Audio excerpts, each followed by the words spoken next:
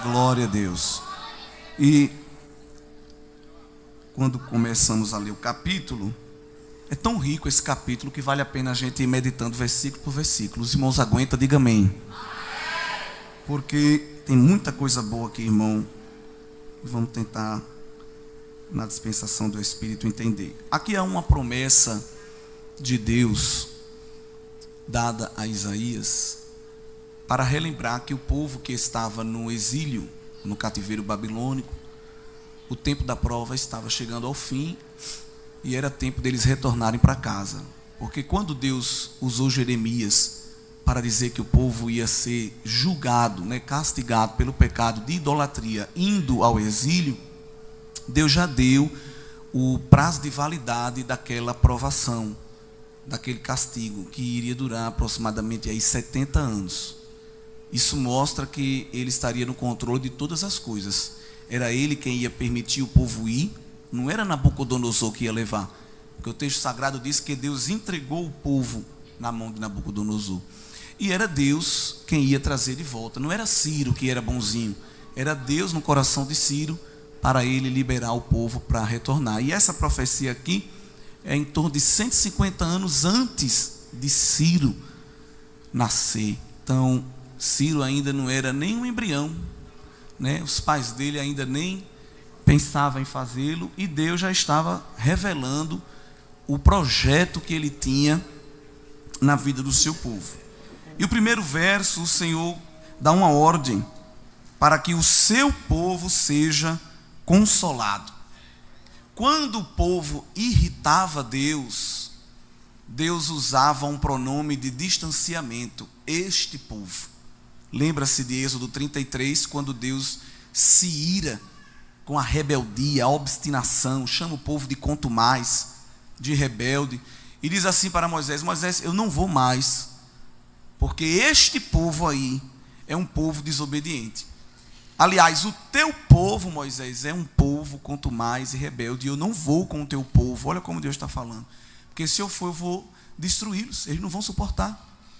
E Moisés, muito ousado, tinha intimidade com Deus para isso, corrigiu o pronome que Deus usou. Disse: não, Deus, não é meu povo, é teu povo. Se o Senhor que é o dono não está aguentando, imagine eu. É teu, resolve aí. E isso mostra que quando Deus estava rejeitando, ele falava com distanciamento.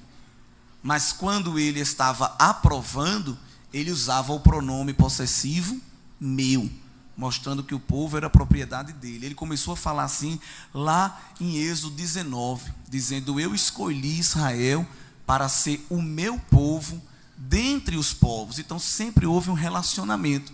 Enquanto o povo estava no exílio, Deus falava com distância, mas aqui ele já começa a falar mostrando uma intimidade, que ele ia restaurar a intimidade e o relacionamento que ele tem com o povo.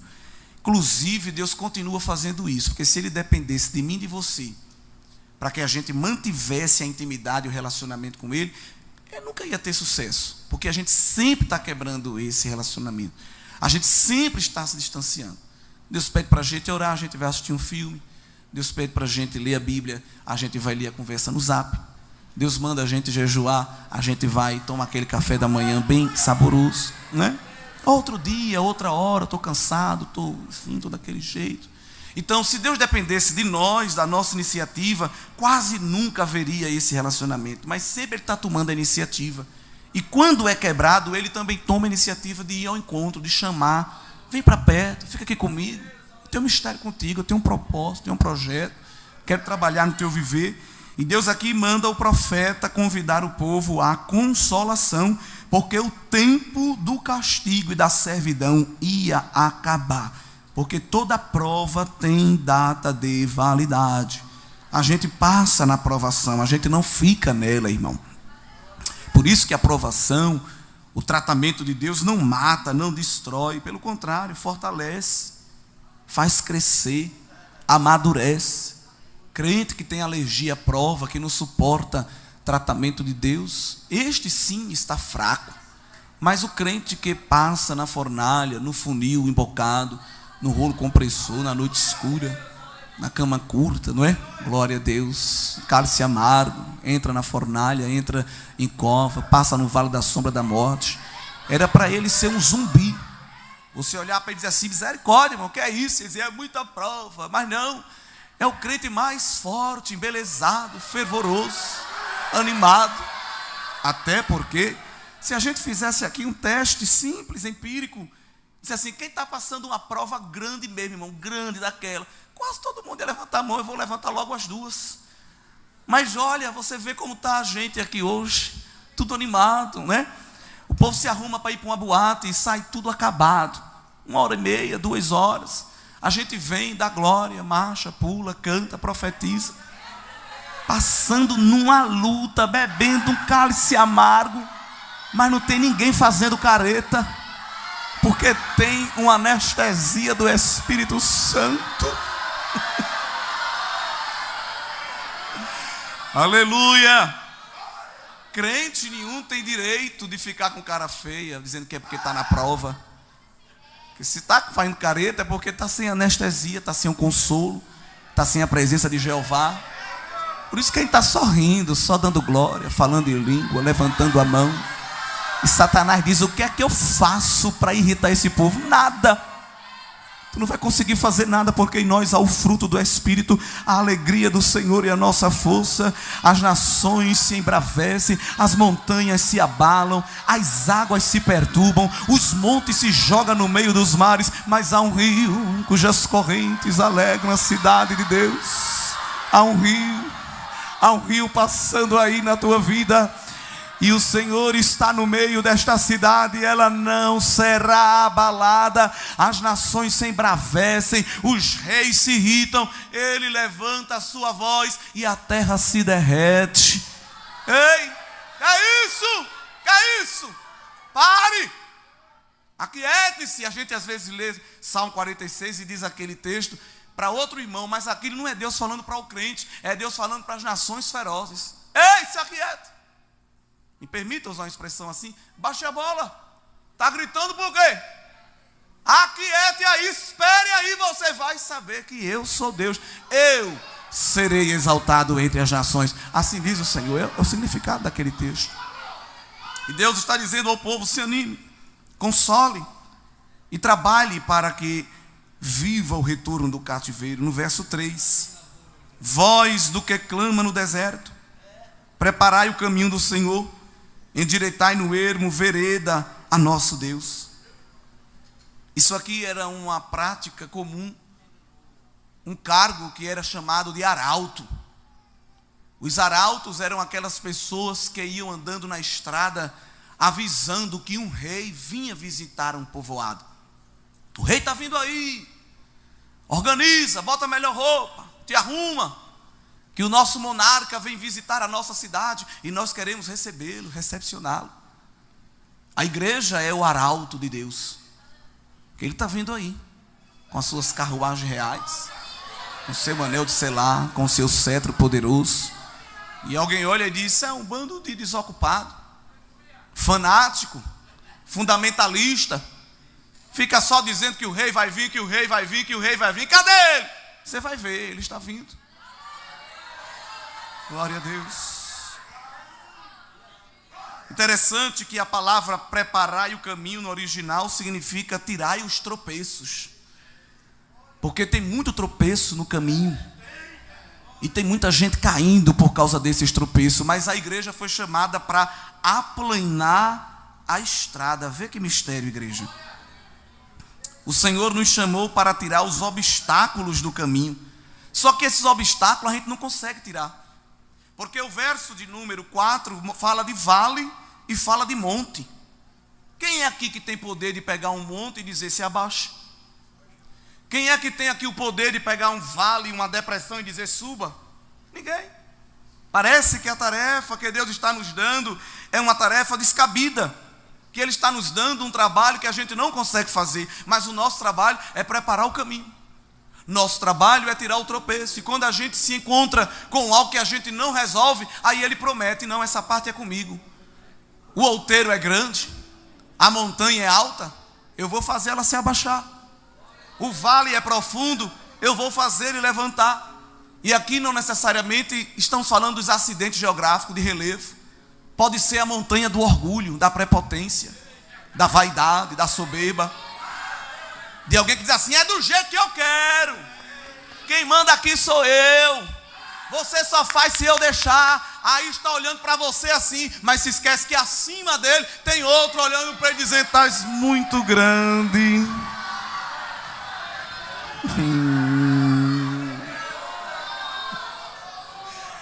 Às vezes é o vale da depressão, do desânimo, da covardia, da timidez, de alguém que não quer fazer, que está na depressão, na síndrome do pânico, na ansiedade. E desânimo, irmãos, é contagiante. É tão contagiante que quando Deus institui a lei mosaica, Ele diz assim, quando for convocar para a guerra, antes de sair para a guerra, diga logo aos covardes que fiquem em casa, para não acontecer de o desânimo deles vir a contagiar o povo. Por isso que quando Gideão deu aquele grito, os covardes e medrosos volte, ele estava cumprindo a lei. Porque o desanimado, ele infecciona o coração de outra pessoa. Você está até querendo ir. Vai para onde? Não, tem que ir para o congresso. Mas hoje não já vai amanhã? Tu já vai domingo? 3 dias? Aí o outro estava animado e disse, mas não é mesmo? Eu não vou não então, né?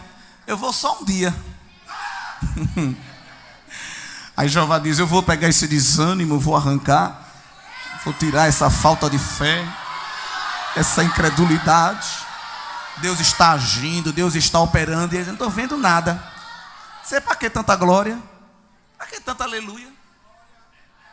É um vale da sombra da morte, mas Jesus chega lá, espanta o espantalho do medo, e quem está trancado sem querer sair, agora é que vai lá para frente e diz, vem comigo que eu estou animado para fazer a obra. O Senhor é especialista em ir aonde ninguém vai. A nossa tarefa, a igreja, é somente trabalhar, a nossa tarefa é fazer, a nossa tarefa é marchar. O que for maior do que a gente, o Senhor vai tratar. O que está torcido, Ele endireita, porque Ele tem retroescavadeira, Ele tem trator espiritual. Ai Deus, eu não vou não, que o caminho é esburacado. Vá marchando, porque diante de você eu estou indo com a minha pá. Estou tirando tudo, porque a igreja tem que marchar. E alguém está rindo, dizendo, eu quero ver eles passar aqui. Tu vai, Satanás, é explodir quando tu vê a igreja marchando. E não é andando como quem está andando esburacado não. É marchando aqui, olha, sem tropeçar com o pé em pedra. Porque Jeová está dando visão e mostrando, aqui tem tropeço, tira. Aqui tem embaraço, tira. Aqui tem uma arapuca, colocaram para te derrubar, tira. Porque eu quero tu marchando. E não fica preocupado com nada não, porque eu estou na tua dianteira, mas também estou na retaguarda, porque o inimigo é covarde e quer te atacar por trás, mas na tua retaguarda eu também estou marchando e te blindando e te visibilizando. Vem seta, vem feitiço, vem palavra de maldição, mas não toca, porque há muro de fogo ao teu redor. Tem o leão da tribo de Judá marchando ao teu lado, e tem o sangue do cordeiro no umbral da porta. A seta que vier vai ter que fazer a curva, porque o Senhor não permitirá que a sua igreja pare de marchar até chegar no final. Não permite. Aleluia. O verso de número 5 há uma promessa. Os reis, quando vinham, o que chamava atenção era a carruagem. O que chamava atenção era o pelo do cavalo, era o anel de selar, eram as pedras incrustadas no cetro. Mas esse rei, que é o rei dos reis, o que ia chamar a atenção era a sua glória. E a glória do Senhor se manifestará, e todos vão ter que ver.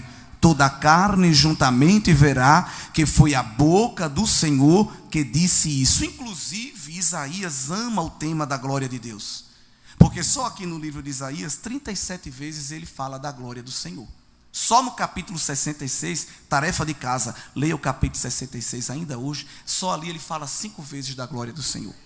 Glória que se cumpriu primariamente no retorno do cativeiro, cumpriu secundariamente na vinda de Cristo no seu ministério terreno, e vai se cumprir pela terceira e última vez, escatologicamente falando, quando Cristo vier no seu retorno glorioso.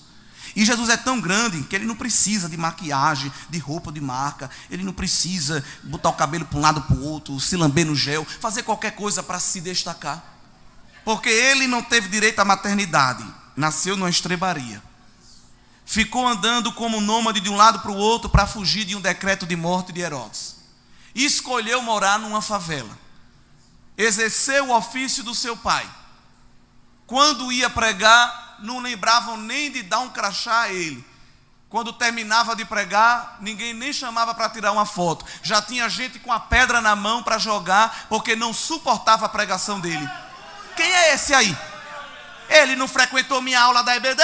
Ele não foi meu aluno discipulado? Não é este o filho do carpinteiro? Ele está pregando melhor do que a gente, diziam os escribas, e faziam complô para derrubá-lo. Aqui ele não prega mais. Jesus não dizia: eu não quero mais ser pregador. Não, quer que eu pregue aqui não? Eu vou ali para outra cidade, que lá tem gente para me ouvir. Sempre oprimido, sempre perseguido.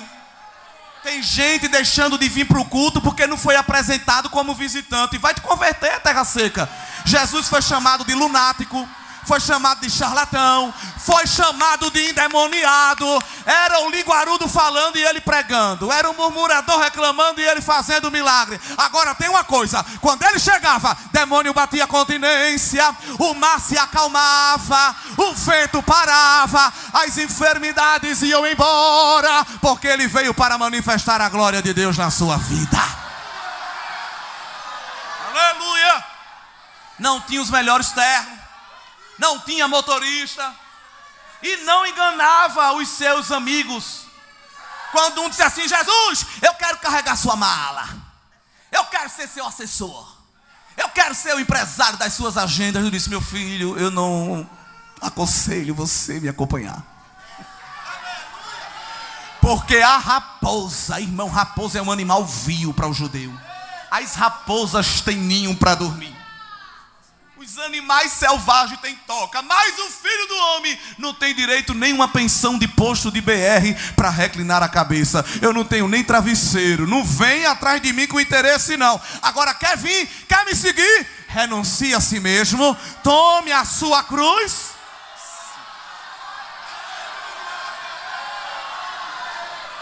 Aleluia. Glória a Deus. Foi convidado para um almoço, um jantar. Foi pessimamente recebido pelo anfitrião. Não lavou o seu rosto, não lhe beijou com ósculo santo, não lhe passou um hidratante por causa da caminhada no deserto. Se Jesus fosse essa geração de isopor de hoje em dia, ia se levantar e dizer: quero ficar aqui não, que eu não sou honrado. Mas ficou lá sentado. Porque Jesus não fica catando adoração, mendigando adoração não. Se você não adorar, tem outro. Aí lá vem uma mulher com um vaso de azeite.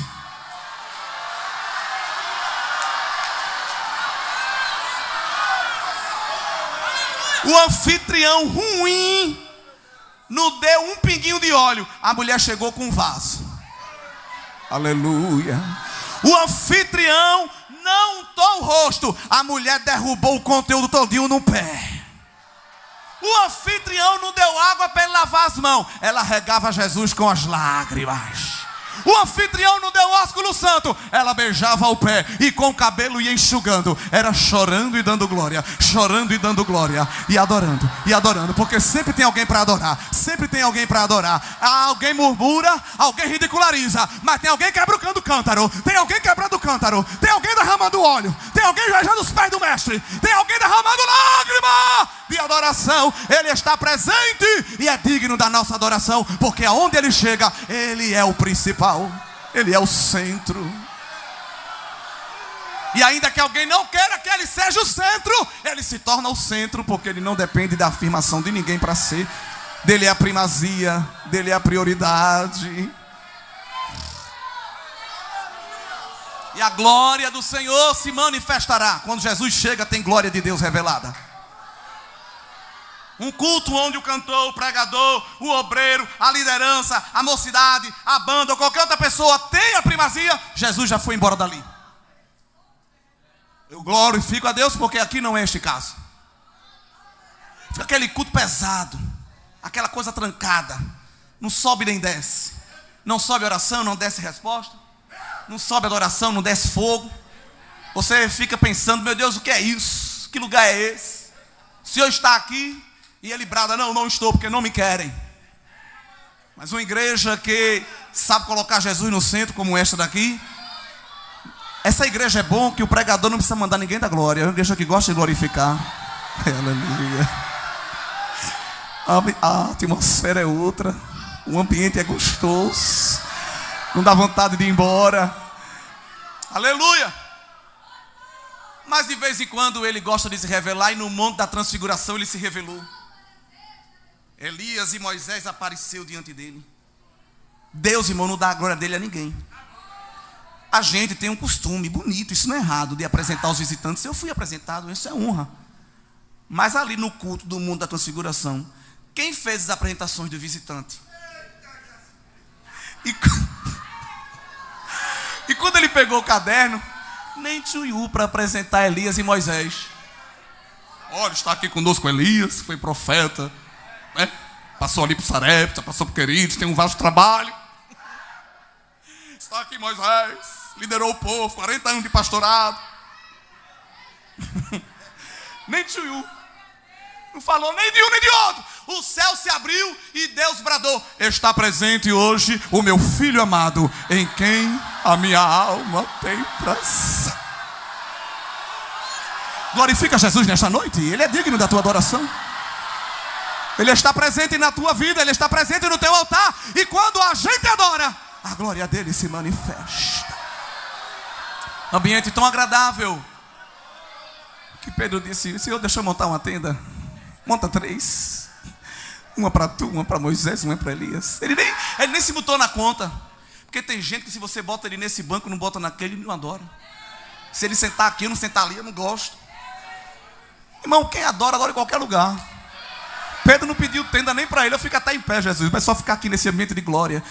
Esse ambiente está bom, esse ambiente está gostoso. A glória do Senhor se manifestará. Diga para seu irmão: quem tira o teu preço, vê a glória de Deus. Se a glória de Deus, irmão, não está aparecendo, é porque tem tropeço no caminho. Mas Jeová está te dando uma enxada e uma pá. Receba. Nessa noite não tem chave, mas tem pá e tem enxada e força no músculo. E ele está dizendo: eu vou mostrar a você onde está o tropeço. Arranque, viu? Arranque. Não tire um pedacinho não, arranque tudo. Mas é você andando e a minha glória se manifestando na sua vida. Assim diz o Senhor. Aleluia. Vós, verso 6, que diz: clama. E alguém disse: que hei de clamar? O Senhor está dizendo assim: pregue. E alguém pergunta: qual é o sermão?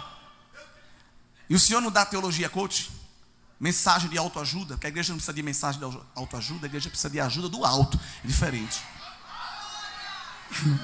Tem mensagem motivacional.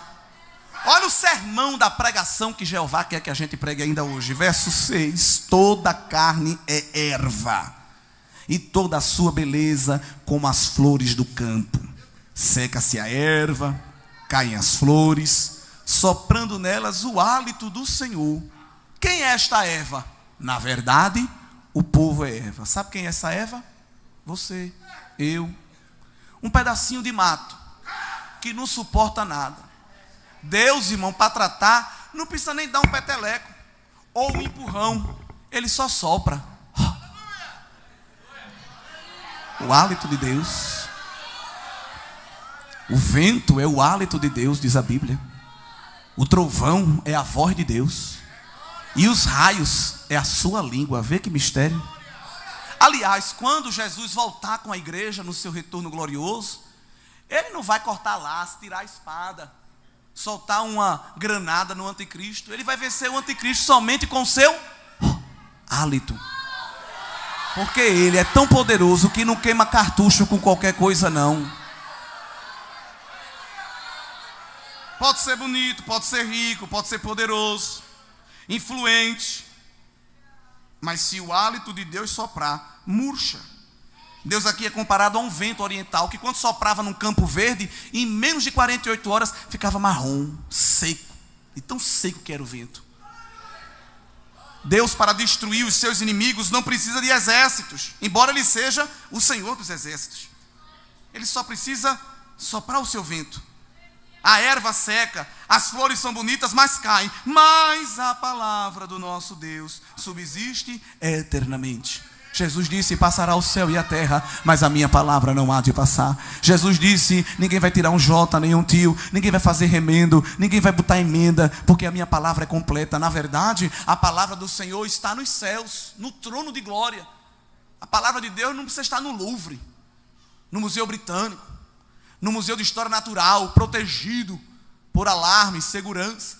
Quem guarda a própria palavra do Senhor é o próprio Senhor. Palavra que não murcha, palavra que não envelhece, não perde a validade. Por isso que a igreja se reúne para ouvir palavra, porque ela é imutável, ela é eficaz, é inerrante, é infalível, é poderosa. A palavra é água, é fogo, é pão, é leite, é mel, é escudo, é espada, é bisturi, é martelo. O que é que você precisa? Se for uma pedra bruta, ela é martelo. Se for um câncer, ela é bisturi para arrancar. Se está amargurado, ela é mel para adoçar. Está fraquinho, é leite e é pão para te fortalecer. Está sujo, ela é água. Tem coisa ainda impura, ela é fogo para queimar. O que você precisa, a palavra de Deus tem, irmão. Deus tem para nós a sua palavra. Isso é suficiente. Não precisa de caixinha de promessa, de corinho de fogo, toque de pandeiro, voo de anjo, arrepio, arregalado de olho. Não, porque o anjo passou, eu senti a asa dele, a confirmação. Não precisa, está aqui a confirmação. Está aqui a profecia, está aqui o mistério. Glória a Deus. A palavra do Senhor subsiste eternamente. Tu, anunciador de boas novas, sobe ao monte alto. Tu, anunciador de boas novas, levanta a voz fortemente. Levanta, não temas, e dize às cidades de Judá: eis aqui está o vosso Deus. Esta é a pregação que Deus quer que a gente pregue, colocando o homem no lugar do homem e Deus no lugar de Deus. Vivemos uma crise no mundo pentecostal. Boa parte das nossas pregações e das nossas canções é Deus a serviço do homem. É Deus fazendo alguma coisa só para nos alegrar. Na verdade, é nós que temos que nos esforçar para alegrar e agradar a Deus. Não é Deus que está correndo: eita, resolve isso, resolve aquilo, porque ela é meu xodó e eu quero ver ela sorrindo. Não, é a gente que está lutando contra a carne, contra o mundo, contra a morte espiritual, contra o pecado, para agradar a Deus. Ou se for para um culto e não tiver aí uma frase que Deus está fazendo isso ou aquilo, destruindo o inimigo que você não gosta, levando alguém para a UPA porque tocou em você, tirando da mão de quem tem para colocar na sua. Mas como não consigo parar, faltou alguma coisa, Deus não falou comigo. Mas a pregação coloca o homem no lugar dele, no lugar da humilhação, do quebrantamento, do altar. Jeová tem um espinho para estourar balão de ego de alguém, fazer entrar na sua presença.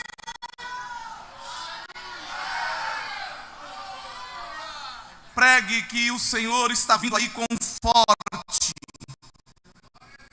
e o seu braço dominará. E ele está vindo com galardão e com salário, diz o verso 10. Esse galardão e esse salário aqui é o espólio da guerra, porque ele apresenta Jesus como um guerreiro.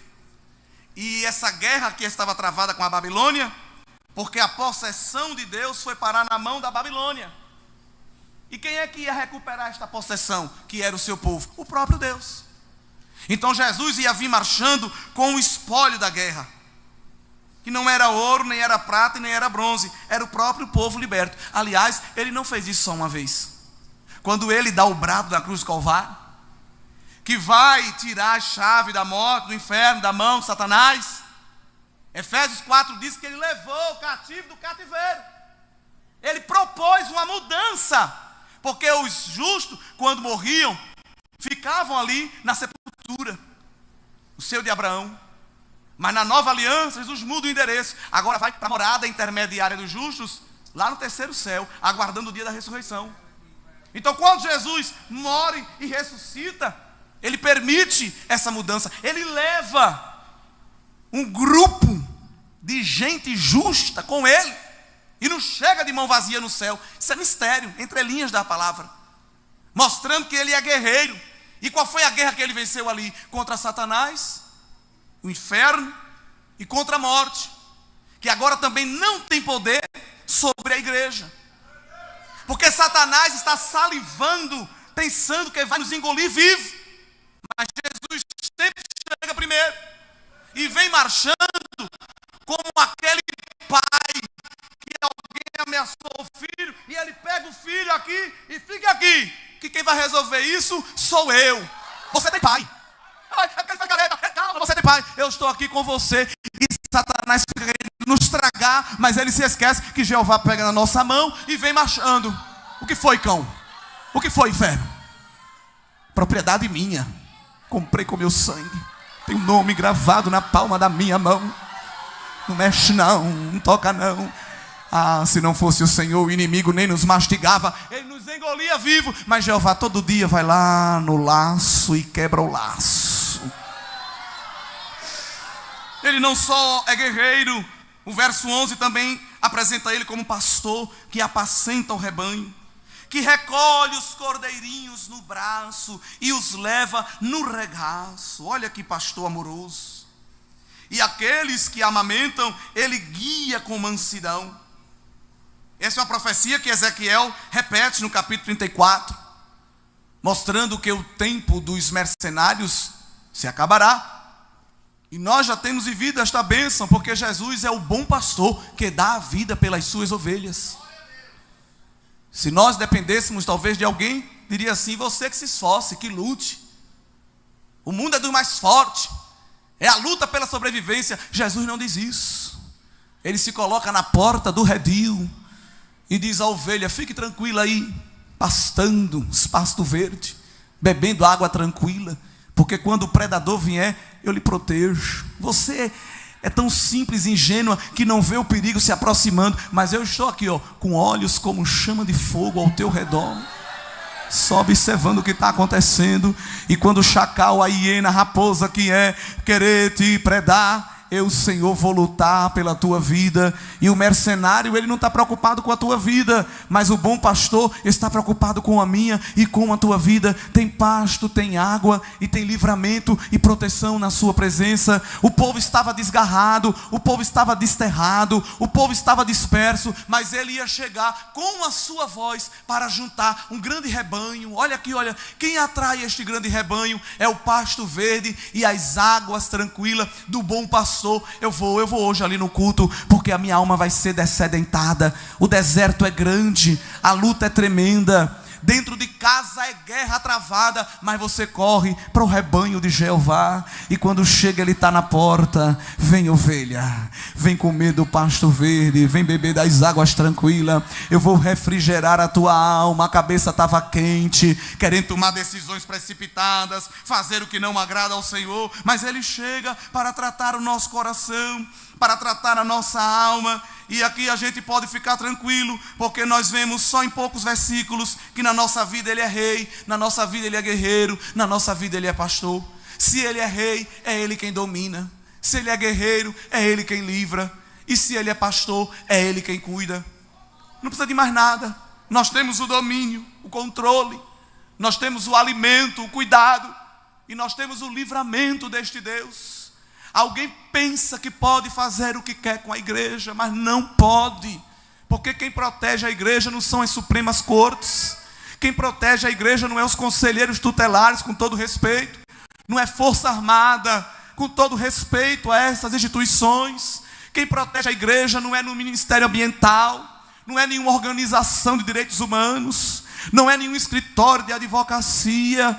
Quem protege a igreja é este rei, é este pastor, é este guerreiro que vem saltando sobre os montes, com cabelo branco como a lã, com pé como latão reluzente, olhos como chama de fogo, veste de linho fino, cinto de ouro, voz como o som de muitas águas, boca aberta com espada afiada. Ele tem as estrelas na palma da mão, ele passeia no meio dos castiçais, ele fala e o cedro se quebra, as penhas montanhas se abalam. Ele marcha na terra e as montanhas se tremem, porque não suporta a apoteose da sua glória.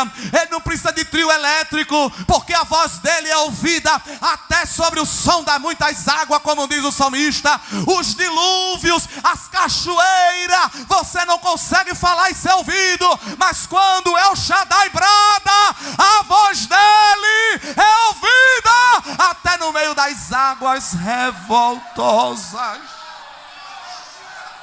Aleluia. Esse capítulo é forte, mas há aqui 5 perguntas que Deus faz. E quando Deus faz pergunta, irmão, pode sentar para ouvir, que vem coisa boa. A primeira pergunta é: quem é o Criador? E ela é respondida dos versos 12 ao 17. A segunda é: a quem ele pode ser comparado? Versos 18 ao 20. Quem é que coordena, rege, domina os reinos poderosos deste mundo? Versos 21 ao 24. A quem novamente podemos comparar a este Deus? Versos 25 e 26. E depois que Deus se apresenta com todas essas qualidades, ele pergunta então por que Jacó está tão desanimado. Porque Deus primeiro dá uma injeção de ânimo para poder perguntar por que o homem está desanimado. E ele encerra fazendo uma promessa tremenda no versículo 31. Mas vamos continuar ainda, temos um tempo. O verso de número 12, Deus começa a se apresentar como Criador e diz assim: quem foi que pegou a mão com o palmo aberto e conseguiu medir as águas?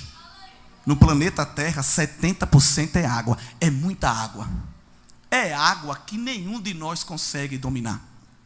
Aliás, tem partes deste planeta que o homem não consegue chegar. As regiões alpinas, tem gente morrendo tentando escalar o Everest. E às vezes nem é o Everest, montanhas menores. As zonas abissais do oceano, a gente não consegue chegar lá nem com os melhores equipamentos. É muita pressão para baixo, é muita pressão para cima, tudo muda. E a gente não consegue. A gente fica procurando vencer os nossos limites, mas há limites. Quem colocou foi o Senhor, mas Ele disse: eu não sou limitado. Eu pego as águas com um punho, com um palmo assim. Pego as águas da terra assim, Deus está dizendo.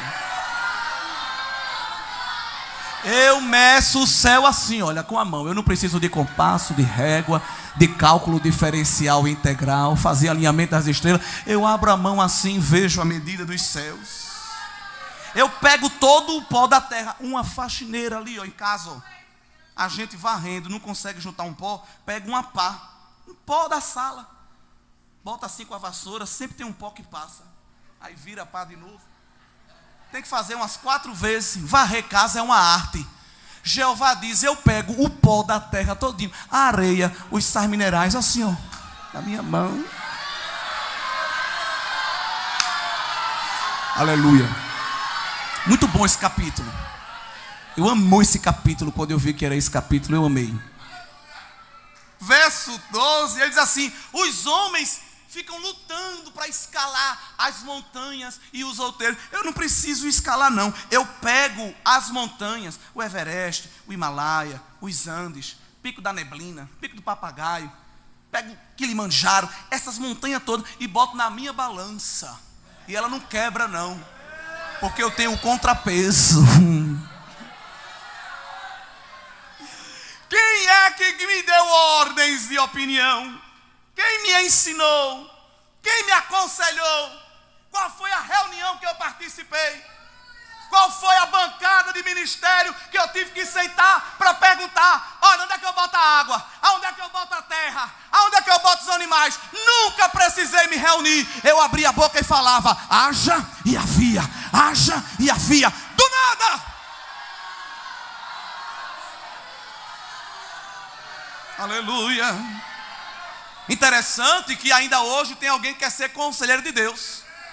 Deus às vezes quer fazer algo na tua vida e alguém diz: olha, Deus, se eu fosse eu não fazia não. O senhor sabe quem é ele? O senhor sabe quem é ela? Ainda tem gente querendo orientar o trabalhar de Deus. Quando Deus marcou encontro com Saulo no caminho de Damasco, que disse: fique orando, viu? Fique comportado aí orando, que eu vou mandar um profeta lhe visitar. Você vai ficar cego até lá. E quando Deus falou aqui com Saulo, falou com o profeta do outro lado: profeta Anania, está aí a localização. Vá visitar Saulo de Tarso, que está orando. Quem?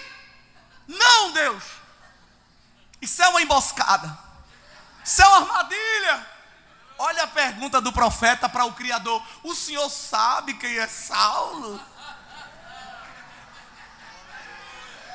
Ai, se Deus dependesse dos relatórios que alguém tem para falar de mim e de ti. Quem vai pregar é Ele. O Senhor sabe. Quem vai cantar é ela. O Senhor, olha, é Ele que vai ser o líder. O Senhor conhece. Jeová não para dar resposta a quem está perguntando muito. Ele repete a ordem. Vá, porque para mim Ele é um vaso escolhido. Vá. É alguém perguntando e Jeová ordenando. É alguém perguntando e Jeová ordenando. É alguém perguntando e Jeová ordenando. Vá, porque Ele para mim é um vaso escolhido. E vai pregar aos gentios, aos judeus e aos reis. Deus não precisa pedir permissão, conselho, opinião. Deus não faz questionário de satisfação com o cliente. Você se gostou, deu like. Se você não gostou do que eu fiz, deu dislike. Não, Ele vai trabalhando, Ele vai fazendo. Quem gostar, gostou. Quem não gostar, não gostou. Porque não tem serviço de atendimento ao cliente no céu, não. Ele é soberano. Aliás, o céu não é democracia. O céu é monarquia. E Ele é o soberano que está sentado no trono e faz tudo como lhe apraz, diz o Salmo 115. Irmão, quando Deus quer humilhar alguém grande, Ele humilha. Tem nações aí nesse país achando que elas são a dona de tudo. Eu não preciso nem citar, porque se a gente está atento ao que acontece, a gente vê. Tem nações aí que acham que sempre foram e sempre serão, e ninguém pode desfazê-las. Aí o que Jeová diz dessas nações: olhe, eu olho para as nações, verso 15, e vejo como uma gota no balde.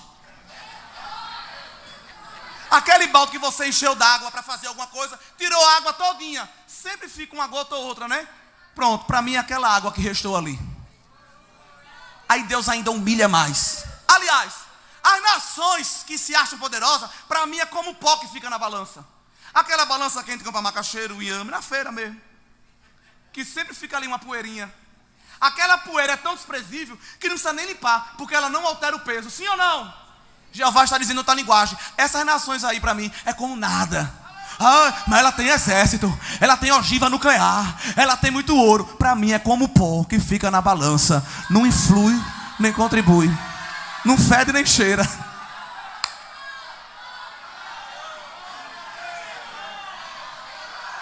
Aleluia, aleluia. Aleluia.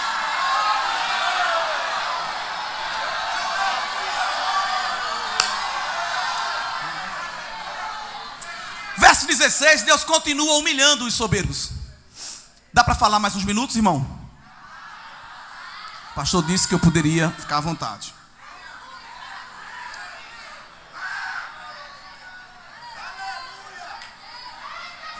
Cedro do Líbano, melhor madeira. Líbano tinha as melhores florestas. Muito animal e muita madeira. Quando alguém queria sacrificar para algum deus e precisava de algum animal, ou precisava de alguma madeira para fazer fogueira, ou para fazer mesmo as imagens de cultura, corria para lá, porque era uma floresta densa. Aí Deus humilha de novo. Deus diz: eu sou tão grande que se vocês pegar a madeira todinha que tem no Líbano, para mim é como uma fogueirinha. Não satisfaz o culto que eu quero. Transpondo para o dia de hoje. Está pensando que porque você deu 2 glória a Deus no começo do culto e só mais um no final, você já me adorou? Foi isso? Para mim não é nada.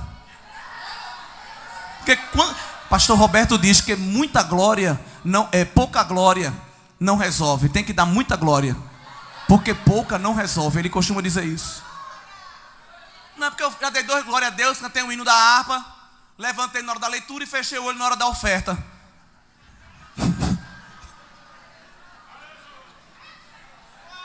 Ai, esse culto é um levanta e senta, é um levanta e senta. Se a gente ficasse o culto todinho aqui, olha, 2 horas, em atitude de adoração, ainda era pouco, porque a gente sempre está no débito. Ô irmão, vou levantar a adoração que eu já passei meia hora de joelho. Você pode passar 2 dias. Deus nunca vai olhar do céu e dizer: olha, ele orou 2 horas. Ei!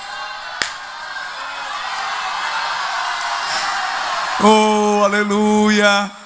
Eita, ela cantou os 640 hinos da harpa. Deus nunca se impressiona com a nossa adoração. Agora nós nos impressionamos com a glória. A manifestação do poder dele é diferente.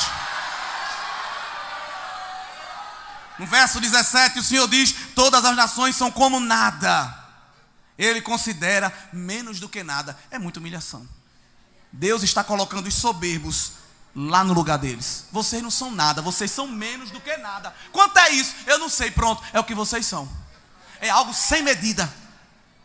Deus não dá ibope, Deus não dá aparência, espaço a alguém que quer tomar o lugar dele.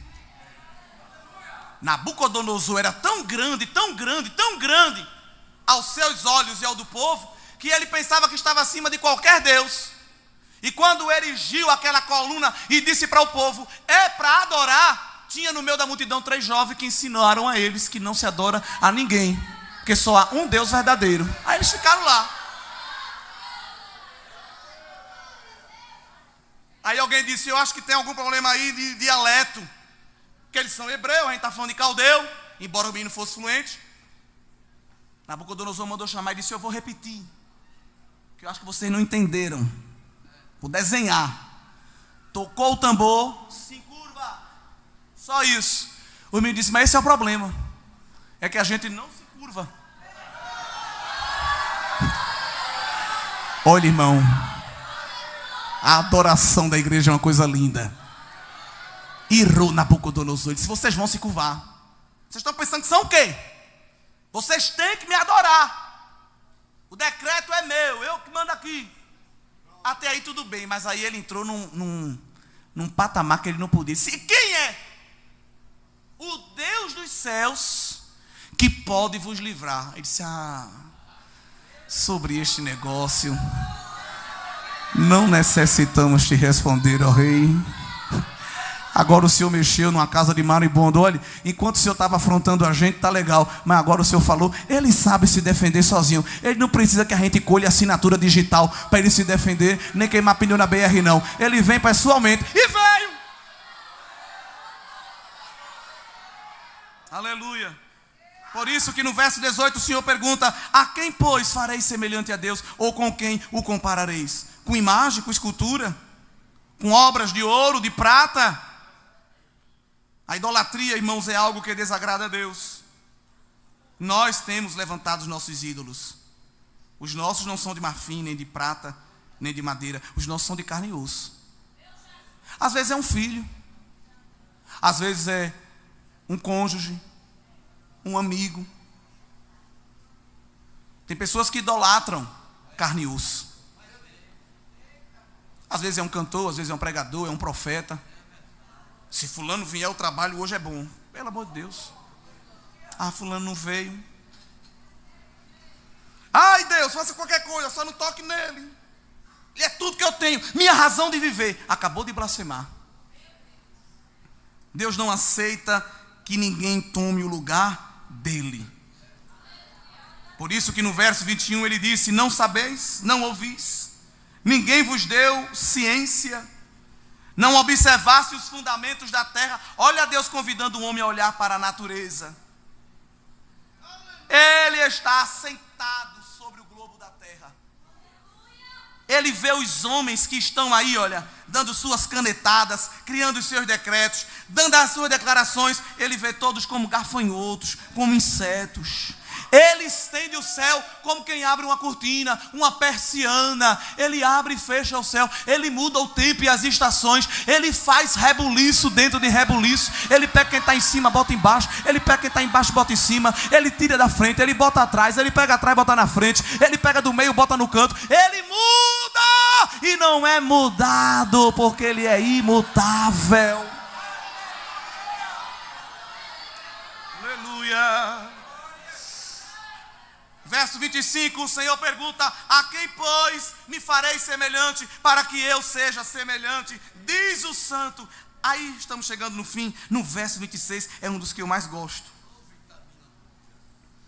O Senhor convida o povo para levantar ao alto os olhos e ver quem criou estas coisas, quem produz por conta o seu exército. Sabe de quem Deus está falando aqui? das estrelas. Quando a gente estuda as estrelas, a gente vê como Deus é grande, igreja.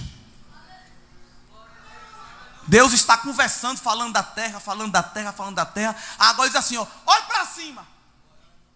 Olhe para cima e veja quem criou este exército, que são as estrelas. Só na nossa galáxia nós temos 100 bilhões de estrelas.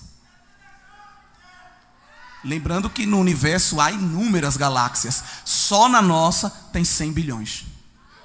A gente olha para o céu e vê as estrelas assim, é praticamente junto. Mas a distância entre uma estrela e outra, distância média, é de 50 trilhões de quilômetros. Trilhões de quilômetros. A gente vê tudo perto, né? Isso é mistério. Mas a distância, os astrônomos já mediram.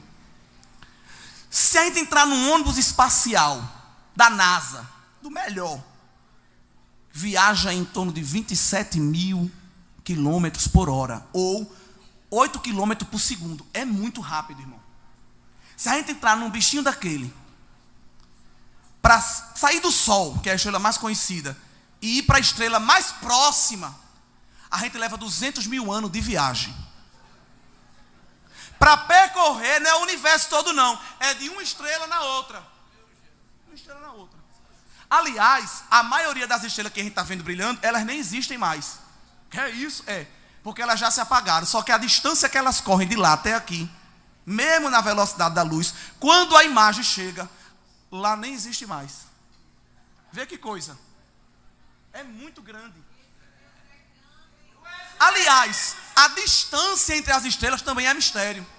Porque se elas ficassem muito juntas, ela ia atrapalhar a órbita dos planetas. Porque tem estrela que é muito grande. Então Jeová, que não faz nada por acaso, embaralhou direitinho, colocou tudo bem distanciado, para que os planetas possam...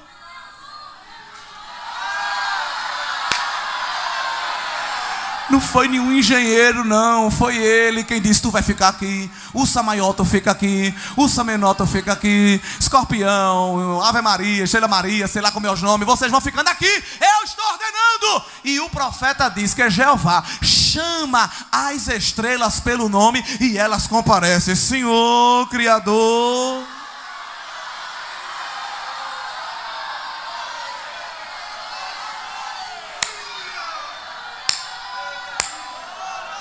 Se vocês fossem fazer uma viagem no universo, só do tempo de Jesus para aqui foi 2000 anos. Se a gente fosse percorrer de uma estrela para outra que a gente vê no céu, nesses 2000 anos que passaram, a gente só tinha feito 1/100º da viagem. 1% da viagem teria sido só feito. Mas ele está sentado sobre o seu trono e chama para elas se apresentarem. Não só ela. Jó disse que os relâmpagos comparecem diante do trono. Dê a localização de onde o Senhor quer que a gente caia.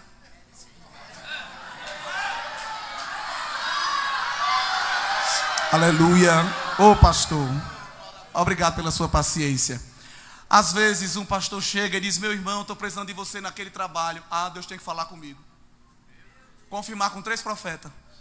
Mandar um anjo ou arcanjo pessoalmente, para eu poder aceitar o convite.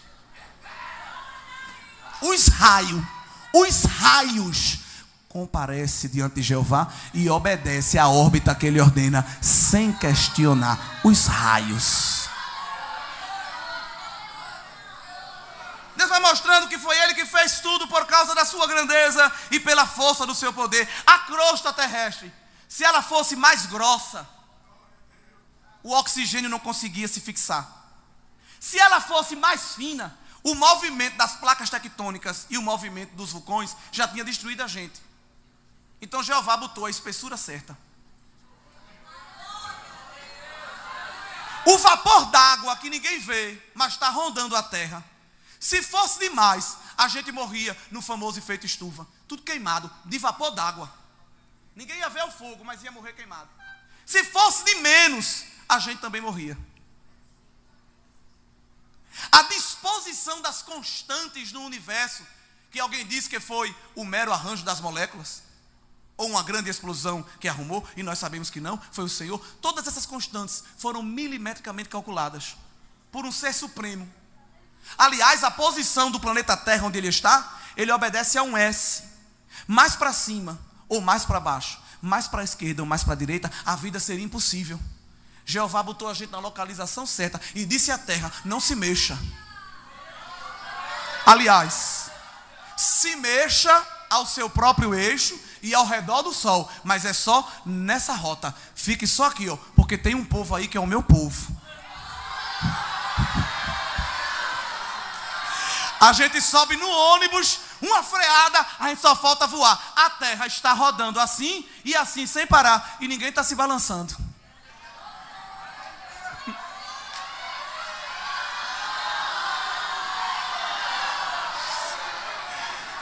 Ele botou uma força chamada gravidade. Se essa força fosse maior do que ela é, a gente não ia conseguir levantar um pé. Levantar a mão para dar glória ia ser impossível. Ele botou uma gravidade que dá para a gente levantar com facilidade. Tem uns que não levantam, imagina se fosse maior. Eu até queria dar glória, mas a gravidade não deixa. Aí ele botou na medida certa para a gente poder, olha, eu te louvo Jesus, eu te louvo Jesus, eu te louvo Jesus. Se fosse umas unidades de medida também menor, a gente não conseguia ficar sentado no culto desse, ia ficar todo mundo flutuando. Ele colocou tudo na medida certa. E ele vai descrevendo o que ele fez. Ele vai descrevendo o que ele fez. Ele vai descrevendo o que ele fez. Depois que ele fala tudo isso, ele se vira para Jacó e disse: agora me diga, por que você está desanimado? Por que está triste? Ah, é meu vizinho, é o meu tio, é meu inimigo, é meu cônjuge, é meu filho, é meu pai. É o irmão que está do meu lado, fez uma careta, disse que eu não presto, disse que não gosta de mim. O Criador fez tudo isso. O resto é fichinha. Ele resolve no sopro, num toque, numa palavra. Depois que ele fala tudo isso, ele se vira para Jacó e diz: está triste por quê? Está preocupado com o quê? Eu sou o El Shaddai, o Todo-Poderoso, e eu vou lhe dar força. Porque alguém está querendo que você pare, mas eu estou renovando a sua força, porque você vai caminhar. Eu tenho todas as coisas no controle da minha mão, e eu conto com você. Você conta comigo, eu vou lhe usar, eu vou lhe tomar no meu mistério, eu vou lhe envolver na minha glória. E não se preocupe não, porque a vida ela cansa. A gente se preocupa e quer parar, mas eu sou aquele que dou vigor a quem está cansado. E eu não dou força não, eu multiplico. Se você tem, eu aumento ainda mais. E alguém diz: é agora que vai parar. Mas vem para um culto como esse, Jeová diz: recebe 3 vezes, 4 vezes, 5 vezes, não sei.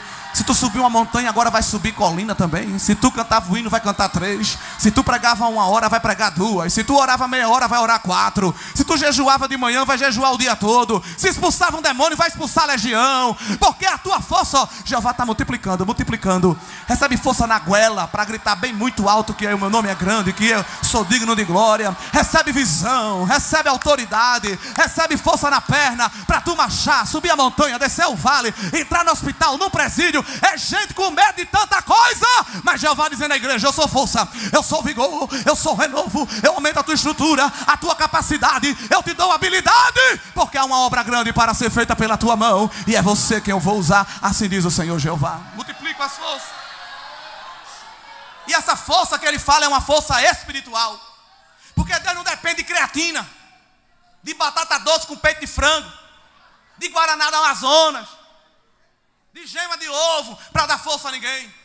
Você pode ter o bíceps, o quadríceps, sei lá o que for, mas bem definido. Jeová não está nem aí para isso, porque ele não depende de músculo. Uns confiam em carro, outro em cavalo. Nós faremos menção, é do nome do Senhor Jesus. Uns encurvam-se e caem, nós porém estamos de pé. Porque o cavalo, ele é vão para a segurança, mas do Senhor vem o livramento, do Senhor vem o escape, do Senhor vem a estratégia. Alguém te olha como um graveto, mas Jeová te faz forte como o cedro e como a palmeira. É vento, é foice, é serra elétrica, é tanta coisa, mas quando o vento passa, está lá a palmeira, dando glória ao nome do Senhor. Até os jovens se cansam e se fatigam. Até os jovens caem. O profeta está dizendo: alguém que é símbolo de força pode ser esgotado, pode desanimar, pode querer abaixar as armas e desistir da caminhada. Mas o que espera em mim, eu renovo a força, porque eu sou a fonte de força. E o inimigo das nossas almas fica ali, olha, pelejando, dizendo: eu quero ver até onde ela aguenta. É hoje que eu dou a rasteira. É hoje que ele pendura as armas no salgueiro. É hoje que ele desiste desse negócio de uma Deb. É hoje que ela sai da igreja. É hoje que ele joga tudo para cima e sai correndo. Mas ele sempre chega atrasado, porque Jeová vai lá na veia e diz: recebe meu vigor, meu filho. Recebe a minha força. Eu estou pegando na tua mão direita e estou te levando para marchar comigo na terra. Vem comigo saltando a muralha. Vem comigo derrubando o gigante. Olha, irmão, tem força maligna querendo te parar, mas Jeová está entrando nos teus músculos espirituais aqui esta noite.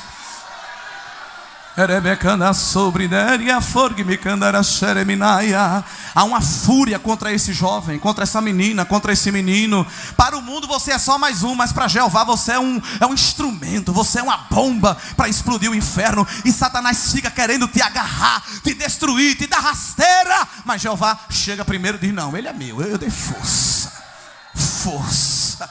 Recebe ânimo, recebe vigor, recebe alegria, porque tu não vai só andar não, tu vai correr e vai voar, como diz o texto bíblico. Quando aqui as coisas estiver difícil, Jeová diz para as águias espirituais: receba a força. Aí ela plana e dá um voo, e os predadores ficam lá embaixo querendo buscar, mas o crente já está nas alturas, cantando e contando o livramento que Jeová tem para dar a minha vida e a tua vida.